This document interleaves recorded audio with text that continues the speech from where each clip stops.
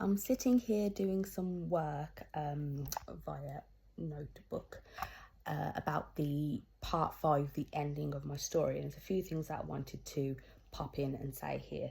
Firstly, every time you write down a new idea or, start working on your novel, date it, because that can be very useful when you're looking back to know what ideas were old ideas, what ideas were new ideas. And it's also cool if you ever make it as an author and you want to share your journey. Really, really cool to look at. The other thing is to very carefully look at, especially in the editing phase, the promises that you are making. So as you go along and you're plotting and you're writing the first draft, you are making promises that will then later need to be fulfilled.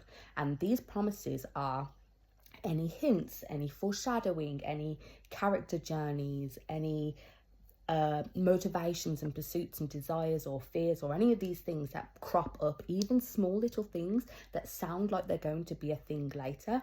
You have then planted a seed in the reader's mind that this is something that's going to become a plant, it's going to grow into fruition later on.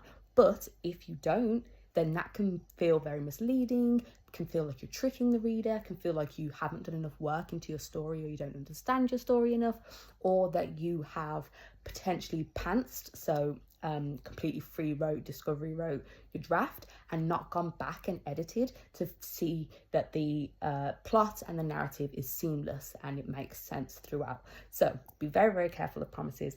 And the last thing that I'll say is to, especially if you're doing a quite complicated story like I am, because it's dual timeline and multiple point of view, be careful that everything lines up. Be careful that dates line up. Be careful that all the characters, not just one, is getting what was set up for them, or they're growing, or they're learning, or they got what they wanted, or they didn't get what they wanted and that was purposeful, whether they've had a positive arc, a negative arc, whatever. Make sure you take a moment to lay it out in a clear manner. This character wanted this, they went through this, and that resulted in that, so that you can see that each character has a clear narrative and a clear role in the story, and they're not just there because you thought, oh yeah, it's fun to put them there. So be careful of promises, be careful of dates, and be careful of each character progressing naturally throughout the story.